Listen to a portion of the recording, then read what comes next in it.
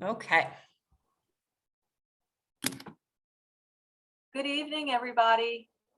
My name is Deborah Axelrod, and I am the Director of Community Outreach and Education and also a breast surgeon at NYU. Well, this is a very, very exciting series. It's called Faces of Cancer. We've run it for the last, I think Rachel and I were speaking, probably over 15 years, and every panel is different. I'm very excited about this panel, and you'll see why. So just a little bit of background. Each speaker will talk about 10 minutes about their experiences, anything they really want to speak about, things they've learned, things they want you to learn, things they want to just explain about, their experiences through cancer.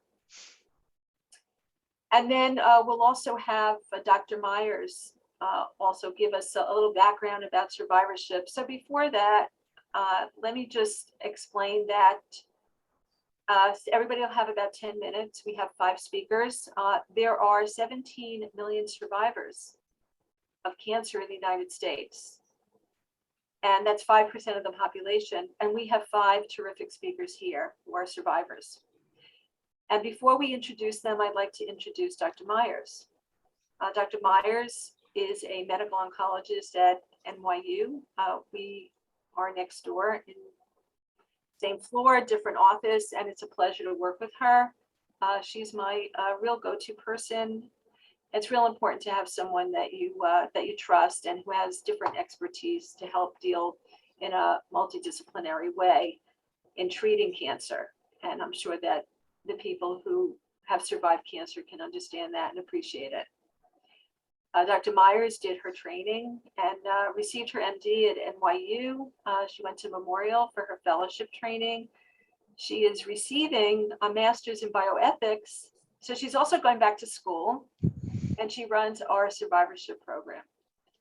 So Dr. Meyers, Marleen, I'm gonna hand this over to you. And thank you very much. Thank you. And I second that. It is really wonderful to work with you for all these years. And we collaborate very strongly on survivorship as well as breast cancer care. I'm so excited to be doing Faces of Cancer again. And survivorship is something that's always been very near and dear to me because it really became evident to me many years ago that despite the good work we did with breast cancer and with all cancers, we weren't doing such a good job. People finished their treatment and then they were left with their whole lives ahead of them with sometimes sequelae of cancer treatment that were very disturbing or very upsetting, and there was really no one to talk to about this. And I think this is a particularly good week to do Faces of Cancer because as we speak, the ASCO meetings, which is the American Society of Clinical Oncology, are going on. And it is always remarkable to me how much progress and success we've made. Some of the clinical trials that were discussed and some of the papers that were discussed were really astounding as far as to the incredible progress that was made. And that means we're going to have more and more survivors. And it's crucial that we address the aspect not only of early diagnosis, treatment, and cure, but we also address how important it is to understand what we're doing when we treat people in terms of long-term repercussions, in terms of psychosocial aspects, and the many, many difficulties that can come in relationships and in health in general that come with curing cancer, or even nowadays just treating cancer, where our survivors may be living for long periods of time. So as Dr. Axelrod said, we have wonderful speakers this evening. I think that each one has a very personal story to tell and a very different story to tell. And I think you're really going to enjoy hearing these experiences. And of course, afterwards, we'll leave time for some questions and some key points. But I now pass it back to Dr. Axelrod, who again has been so important in survivorship as well as breast cancer care. Oh, I'm so verklempt. Okay. So I give it to you to introduce our wonderful speakers. Thank you all for attending this evening. Okay, our first speaker is Elena Broomer. Elena Broomer is 42 years old and employed at NYU as a physical therapist. She was diagnosed in 2021 with stage 3B ovarian cancer and is a BRCA1 mutation carrier. She's married to a husband with 2 kids, ages 9 and 13. And she's at work right now and has taken off a little bit of time to come and speak with us. Thanks, Elena. Hi, everyone. My story started back in October, November of 2020. Around Thanksgiving, I started experiencing very strange bloating, which was not going away or not resolving. And then I went to my PCP, who's also NYU. I know her for years. And she said that I'm probably imagining and I should just be less hypochondriac about it. And I walked away. I didn't say a thing, but I knew something was off, very off. So I went to a different PCP and who was closer to my age group. It was easier to speak. And I said, listen, I know I might be hypochondriac, I might be imagining, but I know my body and something is off. Please, let's see what's going on because that bloating is really bothering me and it was increasing. So the first thing that came to her mind is to do the genetic testing because my grandmother passed at 73 from pancreatic cancer, and I did have melanoma twice. So the first thing she did was draw blood and the genetic testing. And then I was at work here. She calls me in the internal line and says, listen, I have some very strange news for you. Just come down and listen to me. So I listened to her and she said that your results came back and you are BRCA1 positive for ovarian, breast, and pancreatic. Back then, I didn't pay much attention to it. I'm like, okay, I'm BRCA1 positive. So what is the next step? And she said, the next step is cancer markers. Come and I'll draw blood for you. So I went to her and she drew blood for me. And a couple of days later, we received everything was negative except one marker for ovarian cancer, which was slightly elevated. No one thought I have cancer, but they were thinking, okay, maybe stress, maybe endometriosis, who knows what, you know? So she sent me to OBGYN. They took every possible test, ultrasound, CAT scan, everything was negative.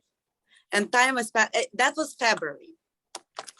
As time was passing by, she's like, listen, I want you to see a oncology doctor just to discuss prevention of cancer, maybe close the tubes, remove ovaries, things like that. So I went for an appointment with doctor who is NYU employee.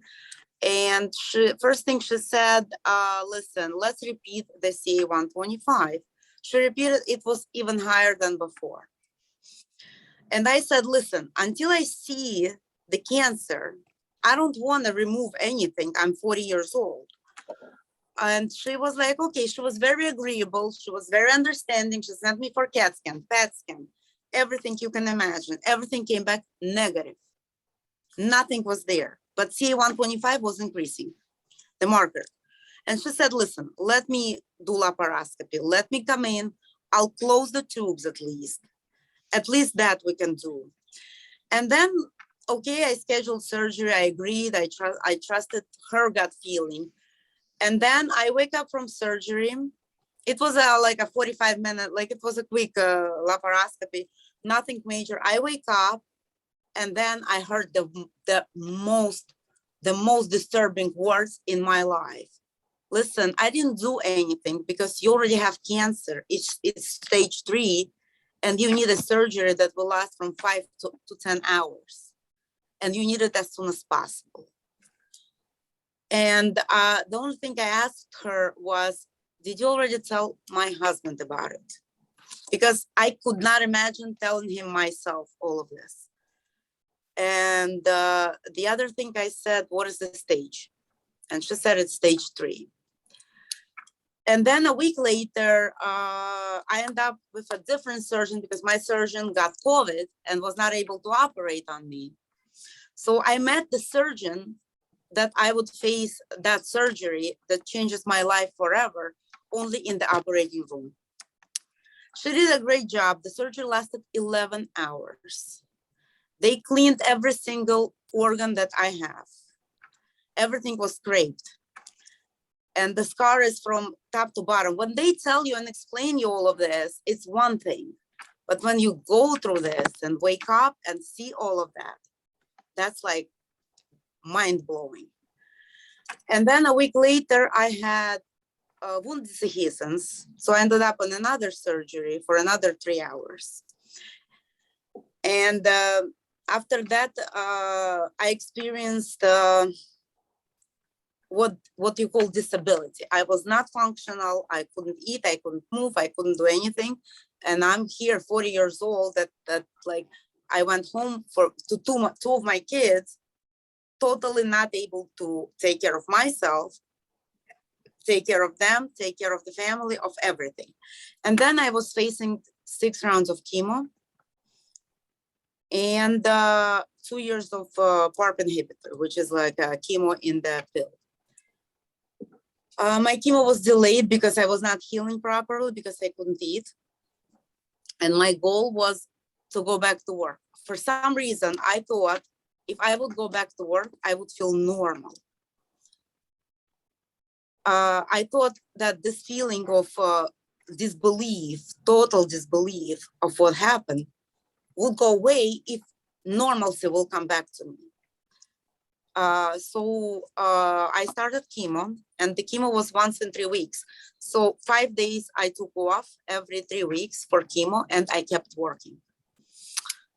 I did lose all my hair. I disguised with the natural look hair, like wig, because I didn't want my patients to know what was going on with me. And no one knew. Like I went through chemo, I went through all these surgeries. No one knew, no one could tell. For everyone, I was healthy. But at home, when I came home, I took off the wig, I took off the makeup, and I looked at my scar. I was not healthy. The chemo went successfully. They did bring the marker down. I was told there is no such thing as complete remission with stage 3B in this type of cancer. There is life with minimal disease. So that's what I am now. They are watching the marker every 6 weeks. I go for blood work. I'm taking chemo drugs, 4 tablets every day. The side effects came to minimum. And I'm back full time, full load, and I'm working. So now, like, I'm trying to get back to my normalcy. I still can't. To be honest with you, I still can't. So that's my story. Thank you for sharing that story. That's an amazing story that you went through and had to work through it. How did you talk to your kids about the diagnosis and the prognosis? My kids don't know I have cancer. I just couldn't tell. They know I was sick. They know I went through treatment. They were very supportive, very caring. I don't know if they know, like, if they know that I have cancer, like, but I personally never told them I have cancer and it can be terminal at some point. I didn't tell them this because I can't.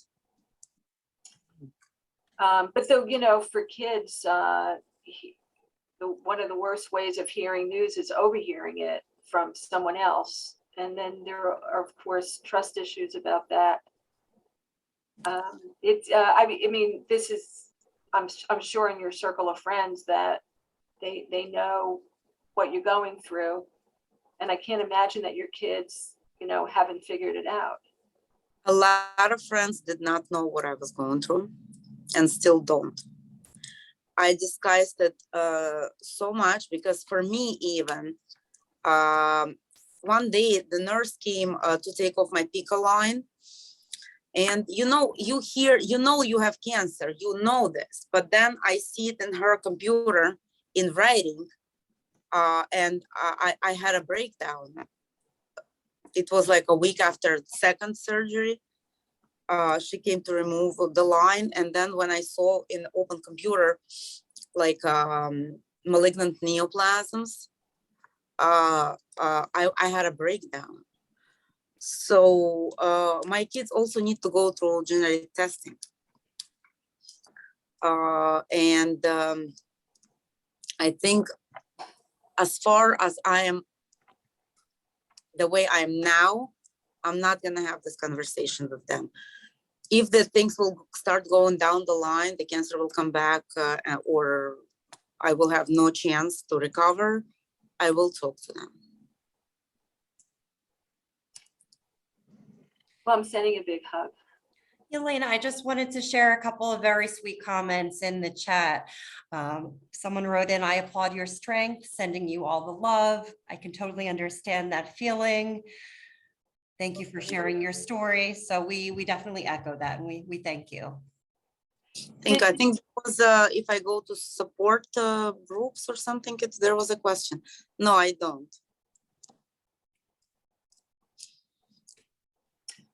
Thanks, Elena. We're gonna and stick around because we're gonna then have questions for everyone together, because there will be common threads through everyone's story.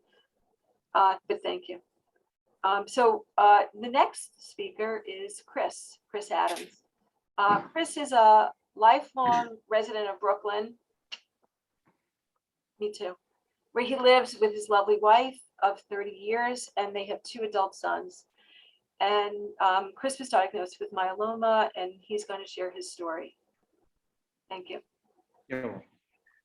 So I guess I was diagnosed in March, but going further back, it was about 2 years before I saw enough doctors and they figured out what was wrong with me. To go back to the New Year's 2019 into 2020, I was in pretty good shape. I went on a hiking trip in Texas, backpacking. I weigh 140 pounds. I carried a 50 or 55 pound backpack every day, 7 or 8 miles. I was no Ironman, but I was in good shape. And I played racquetball indoors and outdoors a lot. So I was in good shape. And then everything shut down in March of 2020 for COVID. I started working from home. My office reopened, I want to say in June. When I went back in June, just walking to the subway was exhausting. 10 blocks, something I would do without thinking about it. Going up and down the steps was exhausting. And I didn't really know why. And in retrospect, I also had a terrible appetite at the time. So I thought I was just physically out of shape. I hadn't exercised. The pandemic was a little scary. It just, So I think I first saw my doctor maybe in the following fall. In December at the end of the year, I got a bad fever. So he tested to see that it was COVID. It went away in a day, but I felt really awful. And then the following January, which would be January 2021, I got a case of shingles, which seemed surprising.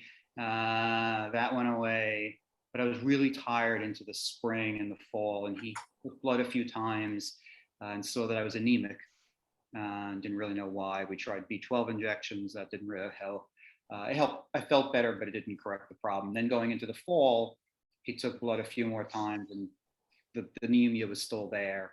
So he sent me to he sent me to check for internal bleeding. So he sent me for an endoscopy and a colonoscopy, and there's nothing wrong there. And then he sent me to an oncologist in the fall. She took blood also. She saw the anemia too. And she said, let's look at it again in 3 months and see what the story is. So I got a mild case of COVID at the end of 2021. So I saw her, part of the way into January. And then I guess in February or so, early March, she had the same results. So she also had me do a 24-hour urine test, I guess, to check the protein levels. And when she saw that with the anemia and some other things in the blood, she called me in to talk with her I said, can I bring my wife? And she said, yeah, sure. So we go and we talk to her, and she's just saying that she wanted to do a few more tests, bone marrow tests. She wanted to do a PET scan. And there was one more thing, but she was having difficulty with Oxford, and she really wanted me to see Dr. Raphael anyway. She said, if I have to do the bone marrow test, I'd rather he do it at NYU than me do it in my office. I didn't think all that much of it, but this is amusing to me anyway. My mother-in-law had died from myeloma like 25 years ago. So my wife kind of, as we're sitting there talking to the doctor, and she wasn't beating around the bush, but she wasn't trying to scare me. My wife figured out what was going on. And at one point she let out a gasp. I was like, oh, I'm in trouble now. So, you know, she was able to get me an appointment with Dr. Raphael. I went in to see him. He looked at all the tests that she had done, and he agreed. And then he, much to my surprise, jumped in and did the bone marrow test right there and then, which I wasn't entirely prepared for. But I'm glad that I didn't have to think about it for a week either, because I didn't have a chance to worry. And the following week, he sent me for a PET scan, and it showed no bone loss. So he knew I had it, you know, from the bone marrow test. He knew it was myeloma. After the PET scan, he said it was stage 2. I had no bone loss, so I was in relatively good shape. The big problem for me at that point was, you know, just being sort of, I had never gone to the doctor very often. I'd never really been sick. I've never had anything major. And I was terrified of needles, terrified of pills, terrified of all of this. This is not my, you know, I think twice before I take an aspirin for a headache. So I was really stressed out. Like I was super stressed out by that colonoscopy and endoscopy that I had in the fall. Even the PET scan scared the hell out of me, just mentally preparing for it when they give you the IV for the, you know, whatever they put in the blood, you know, it's just, this stuff scared the hell out of me. So, you know, he did the PET scan, he had me come back in, and then he told me what the treatment would be. And I guess I came back the following Monday for the first treatment and started, so I started the medications, and then I would get the Dara and the Velcade by injection on Monday. And, you know, before I went to do the, you know, I saw him first and then went for the first injections. And I, you know, I looked awful. I could tell I looked awful. I was scared and really kind of despondent in many ways. He described me afterwards in his notes as being pale and stressed and alert and oriented. I thought was about the best description of me that anybody could come up with. So I had a good feeling about him, even if I felt awful. Before I went down for the first injection, he said, well, you know, we can talk about this more, but we can probably give you something for the anxiety. And I said, okay, well, let me see if I can get through this week and see how I feel. So, you know, the Dara, one of those injections takes about 4 minutes to all together, and they're in the stomach. So and so I made it to about the 3-minute mark and I passed out. It was just all mental. Like I could not deal with it at all. But they, you know, they revived me and I calmed down and made it through. And did you have to be sedated for your treatment? No, I mean, I made it through. And I did, that's the first time you go, they hold you longer to see if there's any fever or any reaction. And I did, and I should have realized it before I left the hospital, but I was starting to feel really cold, but I thought it was from being in the air conditioning for so many hours, but it wasn't. So by the time I got home, I had a fever. So, you know, we called the doctor, we took Tylenol in a way. And I should also mention that the week before, after the bone marrow test, and I had it on a Thursday, and the following day, the Friday, about 5 or 6 o'clock, I got a fever. And so they had me run over to the emergency room and they tested me for everything and anything. And it was a fever of unknown origin, which didn't come back, but you know, it was kind of scary too. So, you know, when I went back so between the first and second week, I also developed a nasty rash from the Revlimid, which I didn't notice, even though it was on my body, because I was so scared to take a look at myself when I took my clothes off. The doctor asked me if I had a fever, and I looked a rash, and I looked at him and said, "No, I'm fine." And he lifts my shirt to listen to my heart. And he says, "Oh my God, you got a fever! I had a rash all over my body, all over my torso and my hind, you know, my hind. It's just, you know, back and under my arms." So he took me off the Revlimid for a week. We took a week off from it. We started it again the next week, and it gave me a second rash. So he took me off of that. And in the interim, I also got some terrible sharp pains in my head. He called it a neuropathy from the Velcade. Knocked me out for like I would get the injections on Monday, but the Velcade seems to hit me Thursday night, Friday, Saturday, Sunday. So I had 2 weekends there where it was just excruciating for about 48 hours. He lowered the dosage, and that pretty much resolved it. There had been days when I would have these pains sort of in my ear for, off and on for maybe a day, but, I could deal with it with Tylenol and it didn't knock me out too much. So that seems to have lessened. Were your adult sons around? Did you? Yeah, what's that? I'm sorry, that was. Yeah, my kids. Yeah, Chris, how did breaking up. how did your family deal with it with you? Yeah, everybody was pretty stressed out. I was in bad shape. Despondent would be the only word I could come up with. I was still going to work, but which helped a little bit as a distraction. But it's really just, it's awful to think about. And in all honesty, and I said this to the doctor at the time too, because I didn't feel that bad. I told him I was more afraid of the treatment than the disease, because the treatment, I guess, is more tangible than, the disease.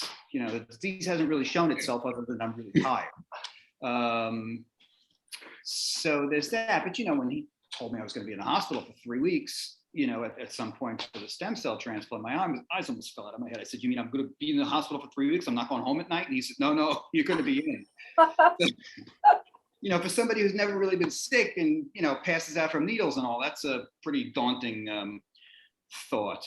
So when I went back the second week with the rash, I was like, I wasn't limping, but I looked really bad. Like I could look at myself in the mirror and go, "You look awful." So I said, tell me about this, what you could do about the anxiety. And he said he would give me, he could give me, I thought it was something I would take just the day of to get me through the injections, which was scaring the heck out of me. But he said, no, we would give you fluoxetine, which is Prozac. He said it would probably take 3 weeks to take effect, but it should help relieve some of the anxiety. So I filled the prescription. I sat on it for 3 or 4 days, but that weekend was one of the weekends when I had that piercing pain in my ear. And so finally by Saturday, I said, you know what, let me give it a try. I think I felt, it's 20 milligrams, which he tells me is a fairly low dosage. And it's, I never thought I would need something like that. But in this situation, it's really, really made an enormous difference. Did it disrupt your job? And it sounds like it was very traumatic. No, for you. It's no, you know what?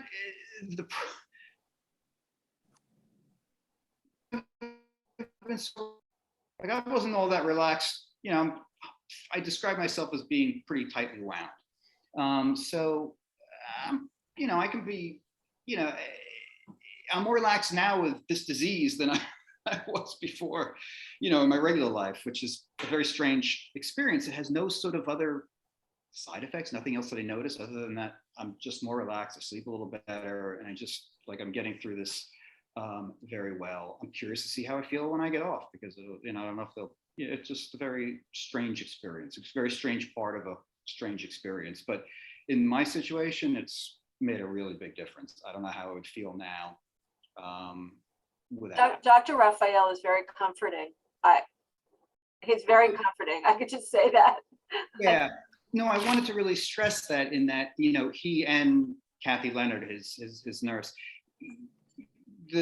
how much attention they pay to my mental condition has really been the best. One of the, it means as equally as much to me as whatever they're doing to treat the disease. Like that was really, really important to me. And it's been better than I could have hoped for. Everybody at NYU has been amazing. You go down for your infusion. I've had, 6 or 8 different nurses at this point, and everybody's been great. They really make you feel comfortable. You can say to somebody, this scares the hell out of me, so let's take it slow and keep an eye on me. Make sure, don't leave me alone here, and just really, make sure I'm okay when the injections are They done. didn't try to get you into a beating workshop? I'm kidding. I'll have to inquire. Yeah, no, everybody's been really, really good, but you know, I could not ask for a nicer doctor. And so at this point, you know, he seems really excited because when he took, I guess at the end of, I'm in my third cycle, at the end of the first cycle, beginning the second cycle, he checked the, I guess it's the protein levels and the light chain. And it had gone from like 147 down to 3 in the space of a month. And that was without the Revlimid because I couldn't really take it. And my hemoglobin is now up over 12, where it had been like 8.3, I think, when I first saw him at the end of March. So he was very excited. And then we did the tests again 2 weeks ago, or week before last. And again, everything continued to get better. So he seems very, very excited. And he's going to start talking to the stem cell transplant people. He's hoping that I could go on to that after only 4 months of this treatment, as opposed to the full 6 months.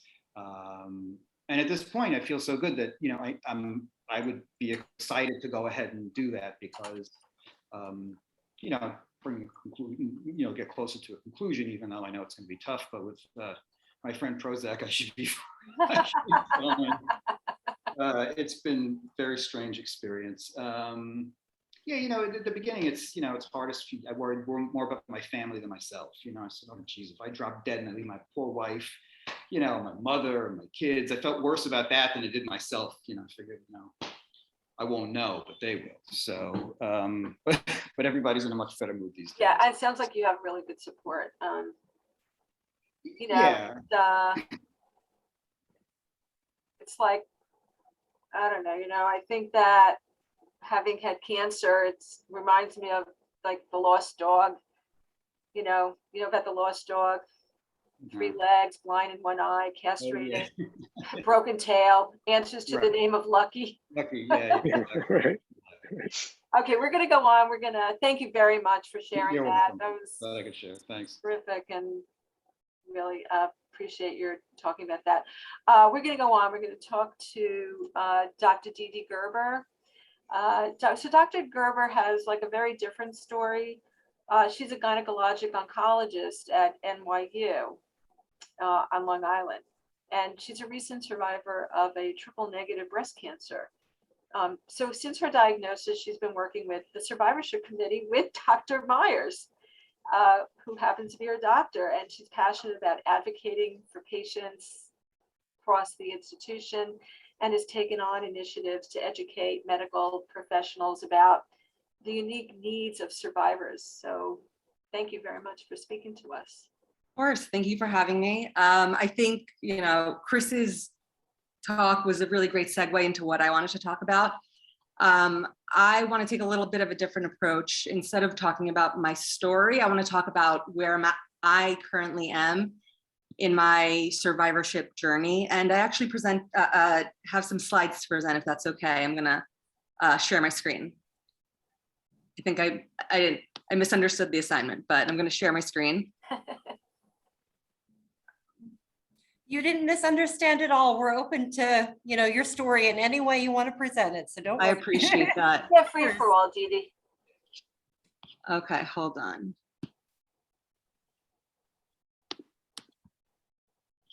Hold on, I'm having trouble sharing the screen. Let's go try this again. Oh, there we go. All right. So the title of my talk is You Shouldn't Be Sad Anymore and Other Lies I've Been Told. And this is all going to make more sense as we proceed. So I'd like to take a second just to mention my quote unquote credentials or qualifications I have to be speaking here. For a second, it's going to sound like I'm bragging, but bear with me, I'm not. So growing up, always knew I wanted to be a doctor. I went to college at Tulane in New Orleans, started my pre-med courses right away. I graduated in 2006 with a bachelor's degree in science and majoring in neuroscience. I then stayed in New Orleans for an additional year to get a master's degree, also in neuroscience. During that year, I worked in a lab to study the effects of estrogen on memory and on memory in rats. And that's where I think my love for women's health really settled in. After my master's degree, I worked in a lab for a year doing research on rare diseases. That was fun, but then, it's time to go to medical school. And for 4 years, I was in medical school at Tulane, graduated top of my class, was inducted into the Honor Society, matched into my top residency program at New York Presbyterian Weill Cornell, where I did 4 years of OBGYN training. Then matched into my #1 fellowship program here at NYU, and subspecialized in gynecologic oncology. Got my top job out of training. I've been there for almost 3 years. I've done, research, presented my research at conference. I've been published in public publications. That was a hard word for me. And on top of that, in my free time, I read medical journals because, this is my passion. I perform hundreds of surgeries, given chemo to tons of people, but my real training in cancer didn't start until January of 2021. That's when I was diagnosed with stage 3A triple negative breast cancer. At this point, I've been through 20 weeks of chemo, 6 weeks of radiation, 2 major operations, weekly visits with a therapist, acupuncture, joy, heartbreak. I'm currently in remission, and I'm really grateful for that. I've experienced so much love and support, especially from my family and friends, from my medical team, which includes both Dr. Axelrod and Dr. Meyers. I've seen my knowledge and training be put to use firsthand, and I've grown immensely as a person and as a physician, all against my will. There are some glaring gaps in my training that I noted right from the outset. There are some things that I never learned about in training, but now I've seen that are issues that need to be addressed. And with that being said, I'd like to, talk to you about survivorship from the lens of my own experience. So I know Dr. Myers briefly talked about this and is going to be talking about this later again. What does survivorship mean? I think most people think survivorship is when a person has completed treatment and they're now living their lives. However, the American Cancer Society describes survivorship as the process of living with, through, and beyond cancer. So it starts at the day of diagnosis. Most efforts in survivorship in the medical sense focus on the acute survivorship phase. We have great resources here at NYU that provide care that is needed during this first phase. But for the purpose of this talk and for the purpose of where I currently am, I'm going to be focusing on extended survivorship, which is the months right after treatment, and permanent survivorship.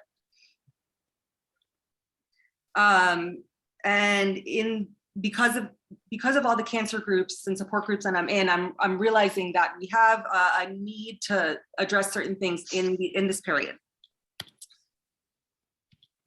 So getting through active treatment to me felt like treading water. I was using all of my energy to try and stay alive, really, to try and make it to the next phase. In active treatment, society is going to help you out. So that's me, in the water flailing.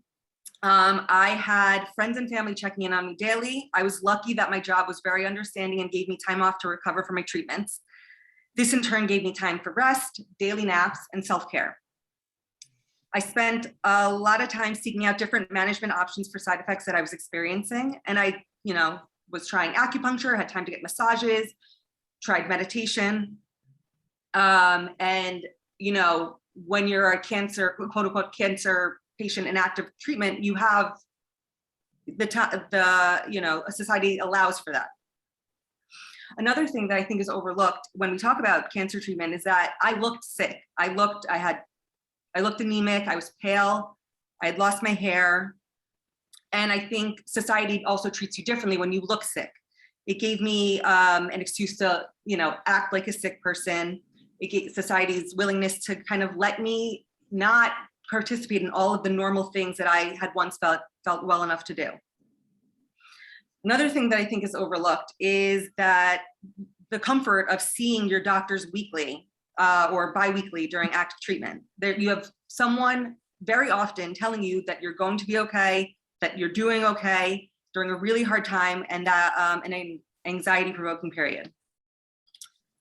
And then treatment ends and you're getting tired of treading water. Your support system slowly fades away. Friends and family assume you should be feeling better. You see your doctors much less, and all of a sudden your doctor hands you a packet of paper with what signs to look out for when and if your cancer is to recur. And they say, see you in 3 months.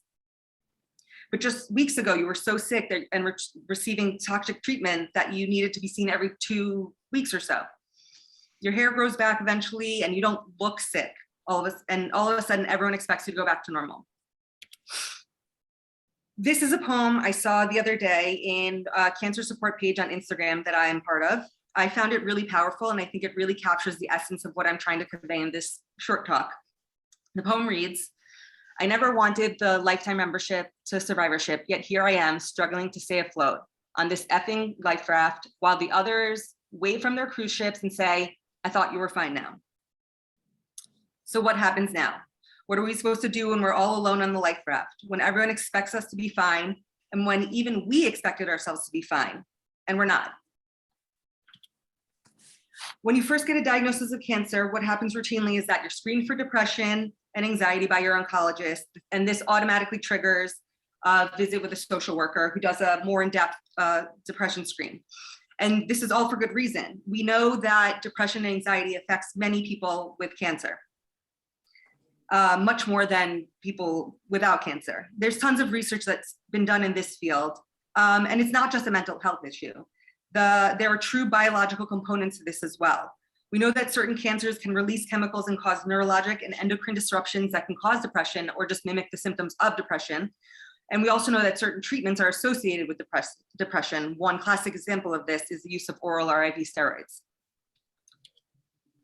But these mental health issues don't go away once the cancer is gone. In my opinion, this is the elephant in the room. It's well regarded that having cancer is traumatic, but why do we as a medical community so infrequently discuss this? This is from a book called The Body Keeps Score, which discusses healing from trauma. The author says that after trauma, the world is experienced with a different nervous system. The survivor's energy now becomes focused on suppressing inner chaos at the expense of spontaneous involvement in their life. I bet that most survivors that are tuned into this event can identify with some of this. But if cancer diagnosis and treatment is a traumatic event, shouldn't we also discuss post-traumatic stress disorder, or PTSD? And there's little research that's been done in this area. For the sake of time, I'm gonna just move quickly through the definition of PTSD. This is from the National Cancer Institute's website. It's an anxiety disorder that develops in reaction to a physical injury or severe mental or emotional distress, such as life-threatening events, which includes cancer. Symptoms interfere with day-to-day living, include reliving the event in nightmares or flashbacks, avoiding people, places, and things connected to the event, feeling alone, losing interest in daily activities, and having trouble concentrating and sleeping. The severe mental and emotional distress is the immense financial burden and debt that comes with cancer in this country, the threat of dying, which continues long after treatment, the loss of one's job after not being able to keep up at work, the loss of a partner or family member because they did not want to deal with you during your diagnosis, the loss of your hair or your sex drive or your physical characteristics, which help define your sense of identity, and the list can go on. I was able to find 2 studies which focus on PTSD in the post-treatment setting. There was one study that included over 400 people, and what they found in this study is that 21.7% of the people with cancer at the 6-month follow-up had PTSD. Approximately 1/3 of those patients who were initially diagnosed with PTSD had PTSD at the 4-year follow-up. In another study of over 500 patients that were diagnosed with PTSD, more than 1/3 reported persistence or worsening symptoms over 5 years. So these are issues that may be affecting our population for a significant amount of time. And like Dr. Axelrod mentioned before, this problem is going to get worse. We have an increase in survivors, and this is due to increasing cancer rates, but we're doing a better job at curing cancer. We're having people live longer. We have an aging population. There was a survey study that was published recently that showed that 94% of US primary care doctors are unaware of the long-term side effects of some of the most commonly used chemotherapy drugs, highlighting the needs and the difficulties faced by patients when they beat this disease. So, you know, it's important that we as a community are focused on the special needs of our cancer survivors.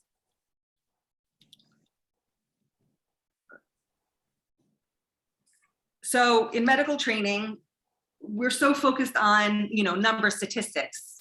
We're telling you, you have this percentage chance of living till this many X years. Your risk of recurrence is X amount. And, you know, and once we've completed successful surgery or we've completed our treatment plan for chemo or the few weeks of radiation, we've done what the scientific data has told us to do. But are we missing the mark on what's actually important to the patient's long-term well-being? I mentioned all of my credentials in the beginning, and not once in my training did I have any formal lesson on how to address the emotional, mental, and financial burden of cancer that are keeping the survivors in a state of anxiety and despair. This quote here is from Viktor Frankl's book, Man's Search for Meaning, in which he recounts horrific things that he endured during World War II. But, you know, the book isn't about World War II. It's really about his, you know, how he found meaning and how he coped with the trauma. And he really goes on to say that all the physical things he endured, you can get over physical things, but it's the mental agony that really sticks with you, and it's really what needs to be worked through. And so that brings me back to the title of this talk. You know, people saying you should be fine by now, or get over it, or stop, you know, stop using the cancer card, or you made it through treatment, stop complaining. These are all things I've heard. And I think we need, as a community of survivors and of doctors, we need to recognize that these things are ridiculous to say and really harmful. So what's the solution? I don't really know. We need survivorship programs that, you know, continue to screen for these things like PTSD long after treatment, recognizing that it's a pervasive issue. We need to talk about this more so that we decrease the stigma, the social stigma surrounding mental health. And Chris, I really appreciate that you felt comfortable talking to us about your antidepressants and how great you're feeling. Our country still has a huge stigma against mental health topics and treatment. And I think the more we talk about it as doctors and, you know, take my other hat is as a patient, I think we can do big things. You know, I've read many studies on the feeling of hopelessness that people feel during treatment and afterwards. And you know, in all my cancer support groups, people echo my call for more resources after the active phase. So, you know, the questions that remained is what can I do? What can we do to help support our cancer community as doctors, as patients, as advocates? And what I really want to say to those of us who are struggling with the transition to extended survivorship, fresh out of active treatment, who are feeling lost and alone, I know what you're going through.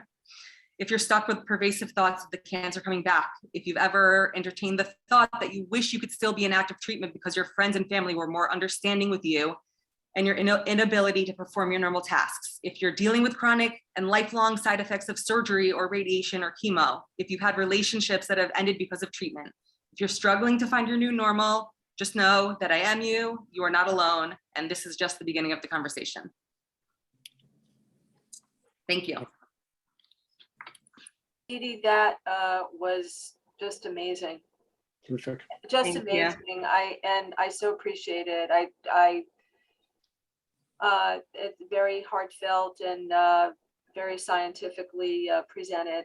I would like to just say another area that you could look at is post-traumatic growth, because there are several areas, and I think that we overlook that, and maybe we should stress that more, because that would be more of a positive.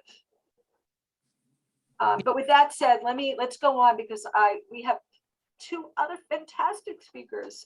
So our next speaker is John Pascal. who is a survivor of prostate cancer. John is 66 years old. He's born and raised a New Yorker, and he is the controller for a commercial construction company. In addition to his own cancer journey, John has been a caregiver to numerous family members stricken by cancer over the last 40 years. He is happy and grateful to call himself a cancer survivor. But as a person with Lynch syndrome, he lives with the constant knowledge that his status as a cancer survivor is fragile. And let me introduce you, John. Thank you. And maybe you can say a few words about Lynch. Yes. Hello, everyone. So yes, the Lynch syndrome is, everybody, of course, who's had cancer has the worry of remission. And I already had my my trauma with that as well, because my initial diagnosis was in 2016. After a very traumatic personal experience, my husband of 32 years died suddenly and violently in a car accident, a hit and run accident. And it was in the aftermath of that I wasn't feeling well and went to a doctor. And 2 weeks later found out that I had stage 4 N1 cancer with a Gleason 10, which was really bad. If anybody knows what any of that means, it's it's one rung below the worst it could be, really.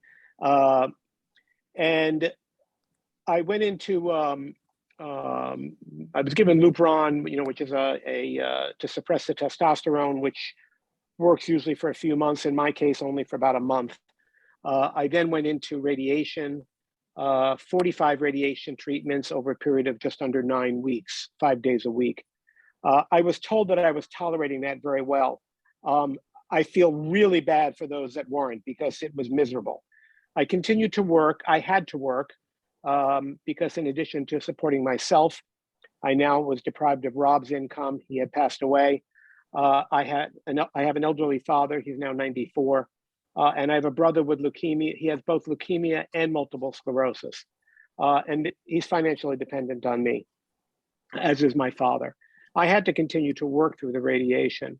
But being generally optimistic in my life about everything, I kept thinking that if I got through the radiation, it would all be over. It would be done. I was going to be successful in the radiation. I had known people who had had radiation for prostate cancer and had been 10, 12 years out, and they were still fine. I wasn't that lucky. 7 months after the radiation finished, the cancer was back. And once you have radiation on your prostate, that forecludes really having any kind of surgical response at this point. Organs become fused. It becomes very difficult to take the prostate out. So I had to look for an alternative, and the alternative was immunotherapy. And for me, that was a miracle.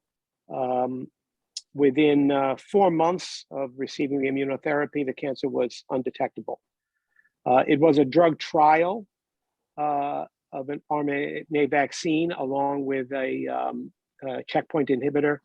And I had to finish out the treatment, which was 2 years, every 3 weeks for 2 years, a total of 36 treatments. It was, altogether between 45 radiation treatments, 36 immunotherapy treatments. In between the every 3 weeks, I had to have blood drawn. There were 21 CAT scans, 4 MRIs, 2 biopsies.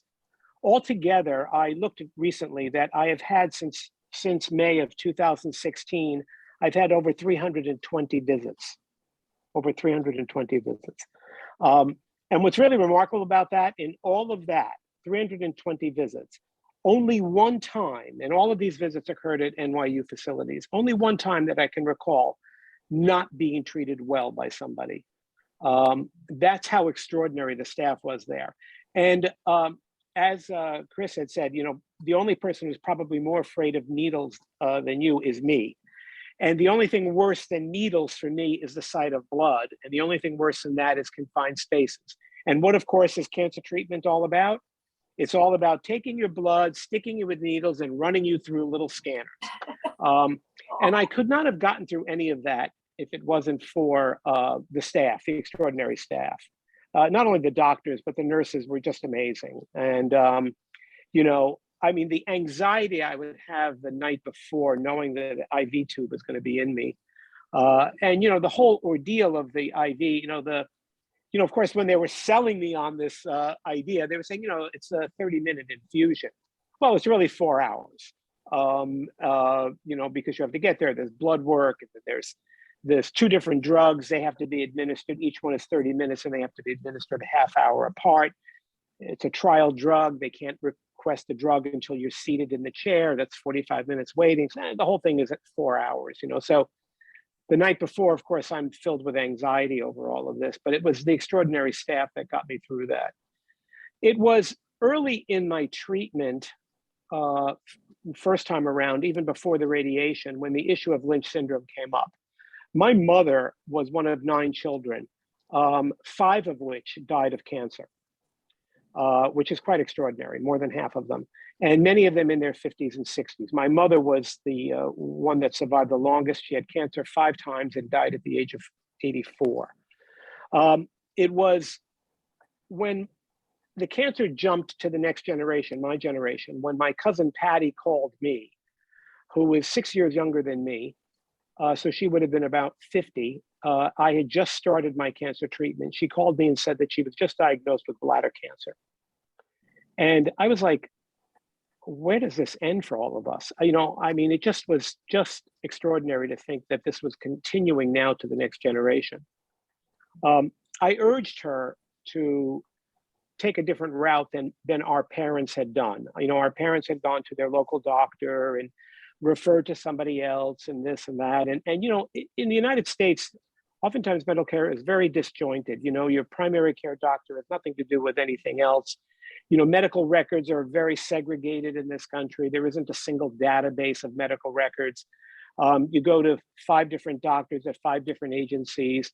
And I urged her not to do that. I said, you know, go to one of the big institutions, go to NYU, go to Sloan Kettering, go to Presbyterian, someplace, you know, someplace where there's an integrated system where you could have everything checked. And she did that. She went to Presbyterian, and when she showed the doctor the results of the bladder work and the history of cancer, he immediately said to her, have you been tested for Lynch syndrome? And she said, no, I have no idea what you're talking about. And so she was tested, she tested positive, and she began a campaign to get all of the cousins tested. There are 22 of us. We don't know who's been tested and who hasn't. We do know there are 8 of us that have tested positive for Lynch syndrome, and some of our children have already tested positive as well. Knowing that you have Lynch syndrome, of course, there's a double-edged sword to this. One is that, you know, there is this constant fear, you know, so in addition to the fear of the prostate cancer coming back, and I am in full remission now, I had a 100% complete response to the immunotherapy, which was remarkable. And that occurred within 4 months of the treatment starting. So that's remarkable, and I'm forever grateful for that, because, you know, you take one day at a time. And so these several years that have been added to me, I feel good, generally speaking. I mean, I think everybody who has cancer, has had cancer, and is a survivor, knows that you, in addition to the mental issues that we go through, there is generally some physical limitations that you're left with. You know, we all have some sort of physical scar from this. And in my case, I had fairly extensive damage to my colon from the radiation treatment. They now believe that my oncologist firmly believes that people who have Lynch syndrome or any DNA repair issue probably need to be more cautious with radiation, perhaps lower dosages, perhaps spread out over a longer time to allow the body to recover more.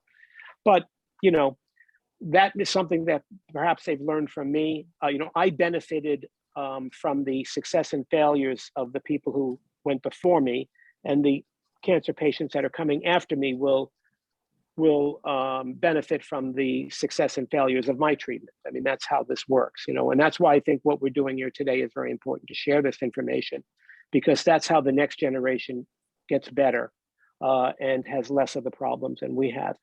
But when you have Lynch syndrome, you live not only with the idea that your existing cancer might come back, but that there's a whole host of other cancers that you may get. In my case, this, of course, the one with the highest percentage would be colon cancer. And then there's also pancreatic cancer, stomach cancer, there's skin cancer, also breast cancer as well for somebody with Lynch syndrome. And for women, endometrial cancer.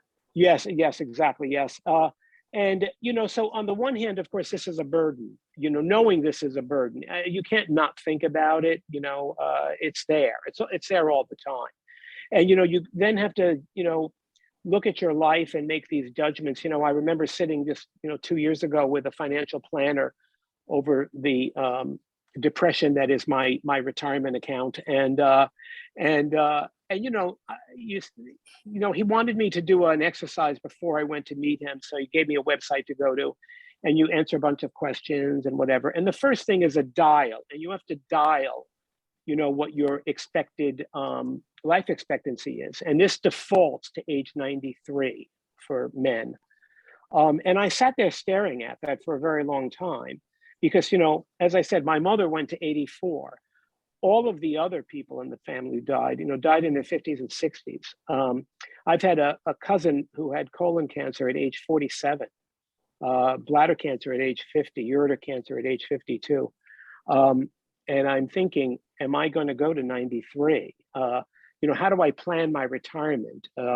What's the lucky scenario for me? That I be miserly and try to manage my money till I'm 93 and then die next year, and have deprived myself of the joys that I could have had, or do I spend it now, and then what do I do if I am very lucky and survive this, to 93? And this is the problem when you have Lynch syndrome, is it's a constant battle. But on the other hand, knowing that this condition exists, and if you use the services that are available to you at a place like NYU, you can get the kind of screening that's needed to hopefully catch these cancers early. I'm in a terrific program at NYU with Dr. Dan Simeone, runs a pancreatic clinic. I have to tell you, just being in that program is a huge weight off of me. It's a huge weight off of me. This is a world-class researcher and physician. I'm in the door. So I feel like if I do end up with a diagnosis of pancreatic cancer, I'm not going to have the trauma of finding a doctor. I already have one of the best doctors on the planet for this. I also know that that their efforts to find screening for pancreatic cancer, which of course, the problem with pancreatic cancer is that usually you find out you have it when it's too late. The tragic case in my family was my cousin who battled colon cancer for 2 years, was in remission and died 4 months later of pancreatic cancer. Start to finish diagnosis to death was 4 months. So knowing that I'm in this program, knowing that I have extensive screening, and the screening is no fun. If everything goes well, my cancer screenings are 13 visits a year. 13 visits a year. Think about it, it's a lot of time. In addition to the follow-up to my existing cancer, in addition to, I'm 66 years old, I have other things that occur, right? So it is a lot of work. But with the help of a Lynch coordinator, a doctor that serves as my Lynch coordinator at Julia Smith, a terrific doctor, she and my gastroenterologist have put together a terrific program. We've sort of consolidated as many of the appointments as possible. So every April and every November I do all of these screenings. I get it all done for the year in those 2 months. And as much as I in some way dread some of those procedures because they're invasive and uncomfortable, there's a great sense of relief. It's just a great sense of relief when they're done every time. There's a feeling that if we find something, we're going to find it early. So I would urge everybody, if you believe that you might have a family history of these cancers, get genetically tested, have the testing done, and and do follow-up. And follow-up is really important, I think, for survivorship in general. You know, after you've done treatment, and we hear these stories today, you do 36 treatments of this and 40 treatments of this, and every 3 days or every 3 months or every 3 weeks or whatever. And then, the doctor wants to see you every 3 months after that. And, you're like really kind of done with all the appointments. But I have to tell you, had I not done the follow-ups after my radiation, I probably would not be here right now, because my radiation finished, and I did not feel well during the radiation. No one feels well, but I was starting to recover from the radiation, so I was feeling better. Every week after the radiation, I was feeling better, and because I was feeling better, I assumed everything was fine with the cancer, but it wasn't. Less than 7 months later, the cancer was growing, and it was growing very rapidly again. Had I not gone for that 6-month checkup, it would have metastasized probably within months, and that would have been the end. So it's really, really important to have those follow-ups. I mean, that's the key to keeping survivorship lifelong is those follow-ups, and catching it early. And if you are dreading seeing your oncologist, I think maybe you have the wrong oncologist. I know that. Well, we serve cocktails after 5 in my. There you go, exactly. I mean, I have had with my primary oncologist, Dr. David Weiss, who's a phenomenal doctor. I have probably seen him now. I would say we're well over 110 appointments over the 5-year period, and I'll be honest with you, and he takes a lot of time with me. You have a doctor has like a 20-minute slot or something, 20 minutes to prep, 20 minutes to see a patient, and 20 minutes to write it up, and then next, But, with him, if I need more time, it's there, he's there for me. And I feel now, after I've left my oncology meetings with him, it's the same feeling I have after I have lunch with an old friend. It's somewhat rewarding for me now. There's a sense of security, a sense of feeling that I'm being watched, I'm being monitored, that there's a process that's going to help me if something goes wrong. So I think the follow-up care, you have to get it in the right mindset that it shouldn't be a burden, and if it is, then I'm not sure your treatment is maybe not the right doctor. I think a really great oncologist, I think, puts you back in control, through the whole process. And I think that was one of the reasons why I initially was going to go for a second opinion at Sloan Kettering. But my first doctor that treated me, Dr. Wysack, also at NYU, was so extraordinary. And in my first meeting with him, I knew that I had found the doctor that I was going to stay with, because he involved me in the discussion. And as I said earlier, because Lynch syndrome had run through my family, and it started when I was a teenager, and because I was always in good health, and because I didn't have children, I became the person that took care of everybody with cancer. And I spent all of my adult life taking people to their labs and to their doctors and to their hospitals, and eventually to the funeral home.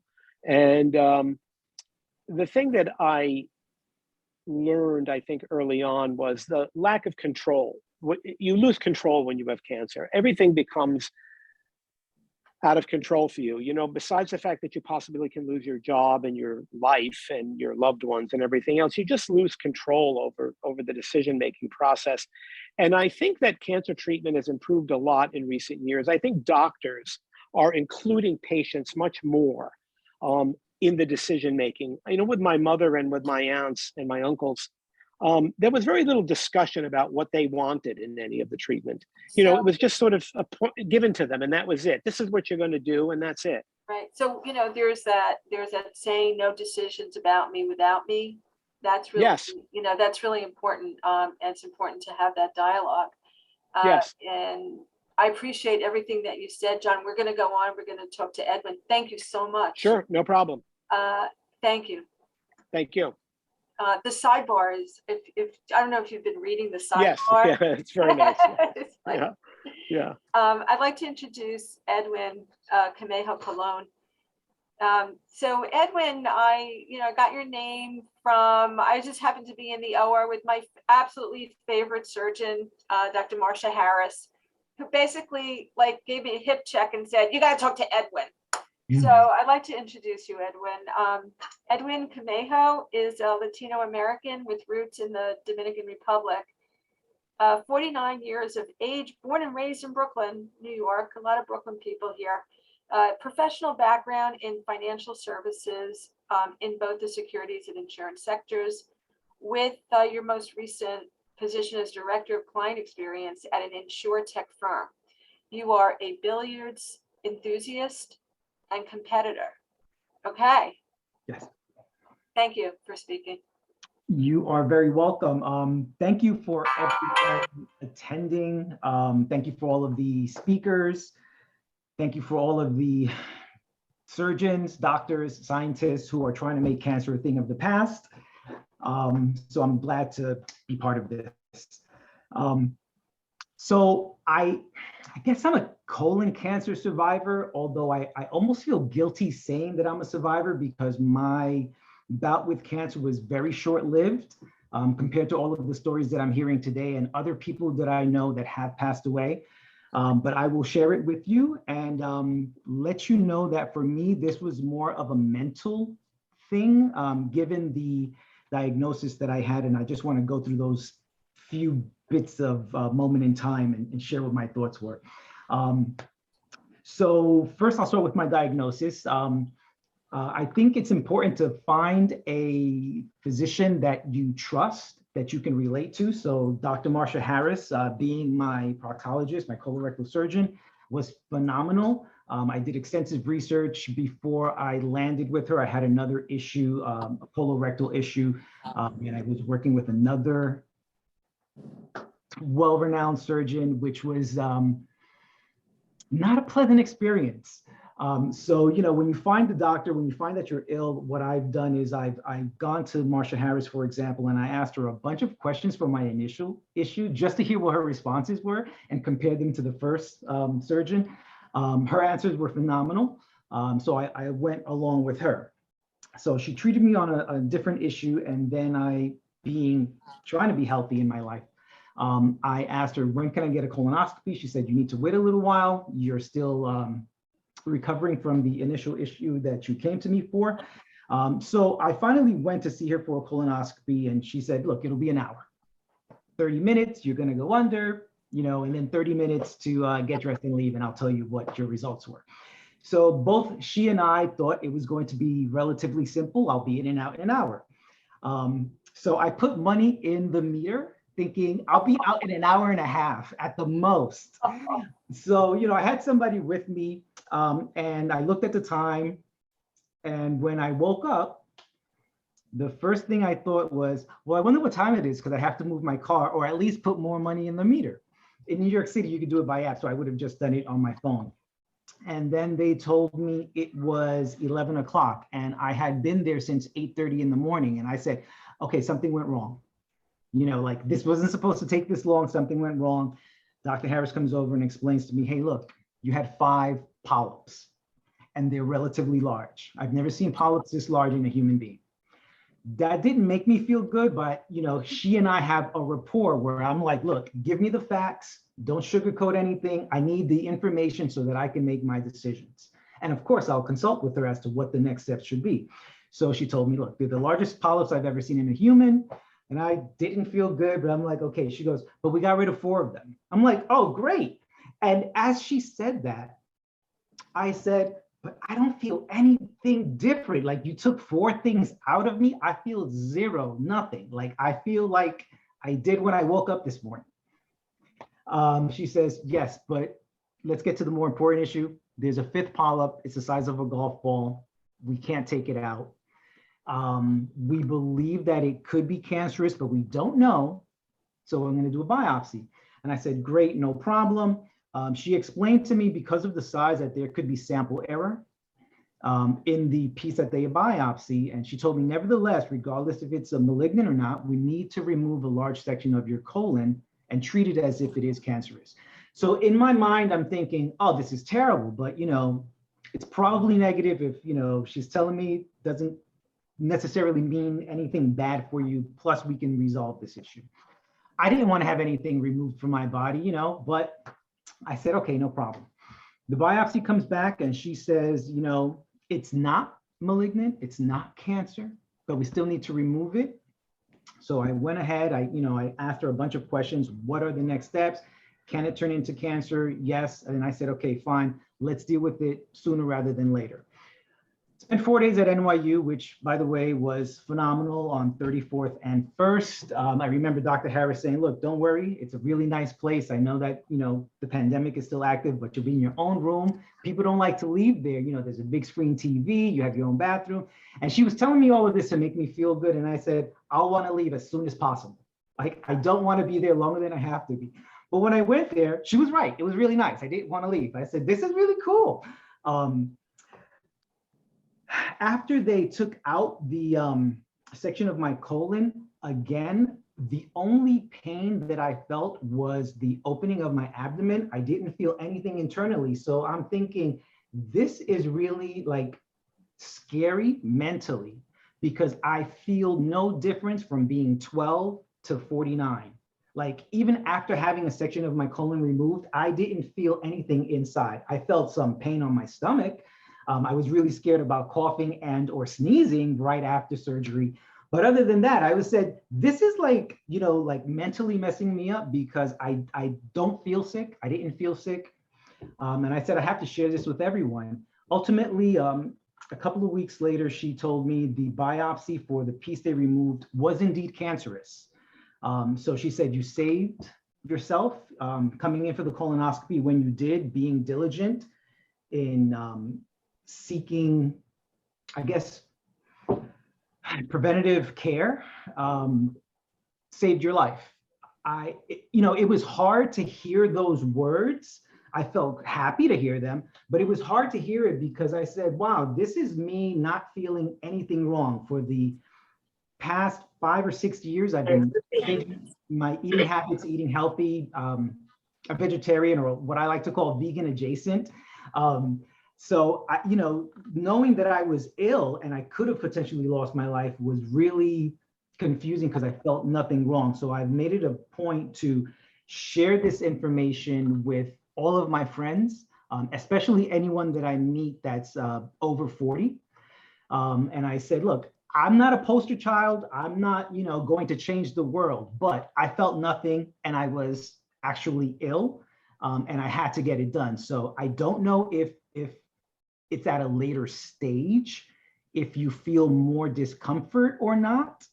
I got lucky, and I tell people, I don't know if you have it, but you should just go get checked. Go get a colonoscopy, get it done, because you never know. I didn't know. I thought I was fine. I thought I was doing the right thing in my life, and turns out you have no control over it. Some of the emotions that I felt throughout this process was, of course, being surprised, being that I was trying to eat healthy, the confusion, thinking, I didn't feel anything, a little bit of fear. But because I like to deal with facts, I say, look, I don't have time to be scared.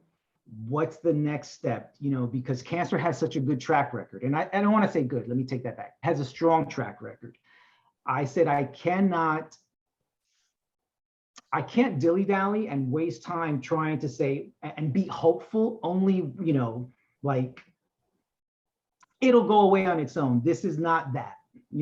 Get the information, take the right action, speak to your family members and your physicians and see what can be done to do the best that you can against it.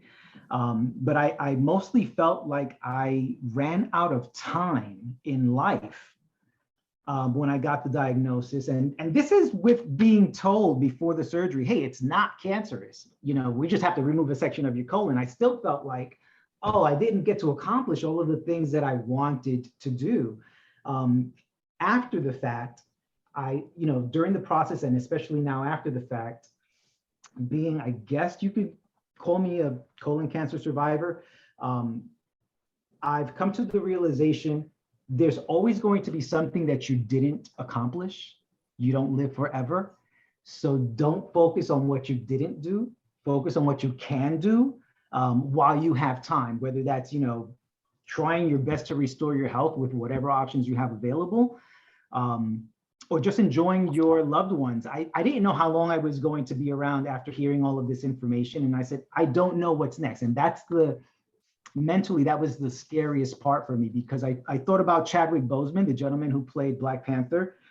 He died of colon cancer at 42 or 43. And I'm like, I'm 5 years after that age, and he had way more financial resources than I did, and his doctors couldn't help him. Of course, genetics, anything could have been different for him than for me, but I was just thinking, you can't focus on what you didn't do, focus on what you can control, use the information, and try to be happy. Well, thank you very much. That was great and inspiring. You're welcome. And before I reintroduce Dr. Meyers, I want to just announce that next week, we're taking baby steps, and we're going to be doing another panel. This is other faculty members on LGBTQ speakers who are cancer survivors. So that will be next Wednesday. And Rachel, who I'd like to thank for helping put this together, Rachel will send out an invitation. So if anyone is interested in coming to that, that should also be a very interesting evening. It's next Wednesday, but it's very similar to this. The issues may be different though. So Dr. Meyers. So I just, Edwin, there is a phrase, to save a life is to save the world. And I think by you advertising this to your friends, especially about colonoscopy, and even, reaching one person is so incredibly important. And there is no doubt in my mind that you have saved lives. And I just, Deborah and I are so grateful to all of you. And I honestly think after doing this for many years, this is probably the most extraordinary panel that we have ever had. Your honesty and expression and the difference in the stories, but yet this thread that goes through about the fear of cancer and what you need and expectations and what we can do for you as medical community is certainly all there. And we are so very privileged, all of us as panelists, and of course people listening are really privileged to have heard your honesty and just beautiful inspirational stories. We wish all of you all the health in the world and all the very best. And perhaps if we can just end with one quick question, if anyone wants to respond. How do you feel about the word survivorship? Is it a word that when people call you a survivor, is it adequate? Is it enough? Does it have connotations that you don't like or do like? What about that word is important to you?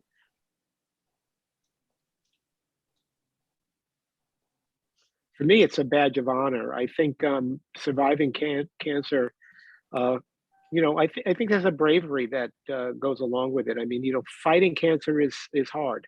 And we each have something that, whatever it is that we get out of bed for each morning, whether it's your children, whether it's your wife, whether it's your job, whether it's because you want to finish that great American novel, whatever it might be, fly fishing, butterfly catching, I don't know, whatever it is. But whatever it is that makes you get out of bed in normal outside of cancer is more difficult once you have cancer. And the fact that you get up every day and you still try to go to work, or you still try to make breakfast for your kids or go to work, and whatever you do, in addition to making your treatments and doing all of that, I think that everybody who survived cancer should be very proud of what they've done in their efforts. I agree. I feel similarly to John. Having cancer and going through treatment has changed every fiber of my being. And I I like myself better now. Sure. And so being a survivor and having gone through what I have gone through, I feel also as a badge of honor. I feel proud of everything that, you know, who I've become on this side of it. And I mean, there's a lot of work left to do, but that is like, it's part of my identity now. It's part of who I am. Yeah, definitely. That's beautiful. And I hope you all know that we as your doctors, nurses, healthcare providers feel equally proud of you. We are grateful to your courage, and we love you as people, and wish you nothing but the best in health and success in the future, and look forward to seeing you around the Cancer Center for those routine checkups and nothing more. Yeah, thank you. Thank you. Terrific. Thank you. Really quickly before we wrap up, I just wanted to thank Dr. Meyers and Dr. Axelrod. I know we've been doing this event for many, many years, and they make it so special every year. This event really is so nice, and it's great to hear everyone's stories. And sincerely, thank you to everyone on this panel. This was really a great event. I hope everyone is reading the comments. I would be here for another like 45 minutes if I were to read all of them, but you know, they really are lovely. So thank you everyone for attending tonight. Thanks. Okay. Rachel. Good night, everyone. Thank you. Good night. Bye-bye.